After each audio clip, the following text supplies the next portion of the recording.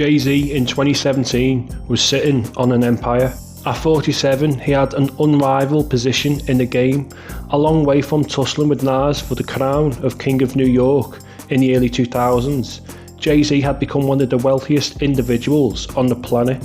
With around 2,000 billionaires at any one time, Jay was on his way to joining that club.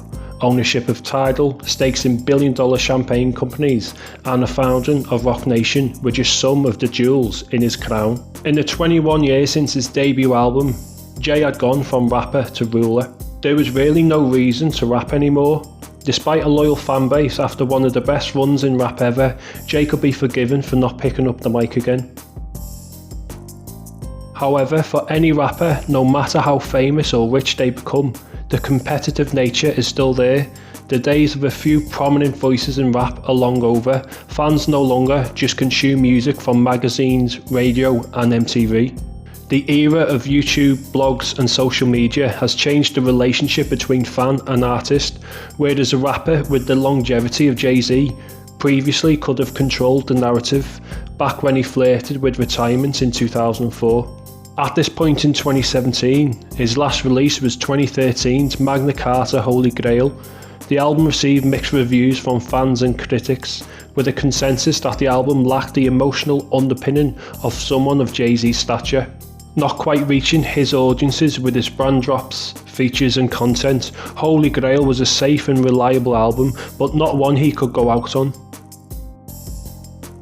444, on the other hand, had the desired impact, with no club singles and emotional and personal content which surpassed all of Jay-Z's albums in terms of maturity.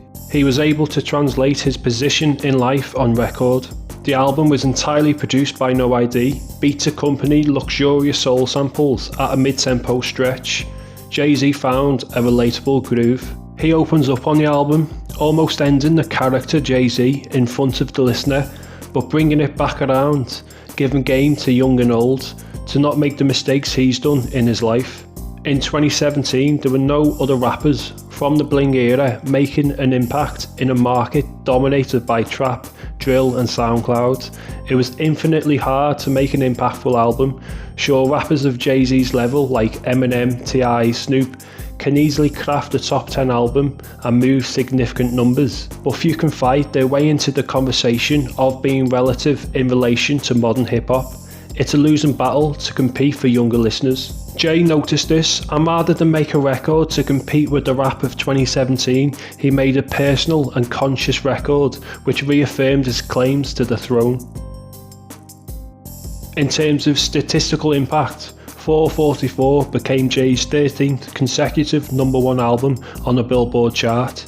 It sold over 250,000 album equivalent units in its first week and quickly became certified platinum, making it one of the best-selling albums of 2017. It also became one of the most culturally impactful records of the year. The Associated Press, Billboard, Complex, Esquire, Exclaim, Fuse, Newsday, Newsweek, People, The Ringer and Slant Magazine named the album amongst the top 5 albums of 2017. These lists were not rap-centered, they were inclusive of all albums. The album wasn't just a commercial success, it made a significant impact on the culture. If you strip away his celebrity and empire, Jay-Z is one of the most accomplished rappers of all time.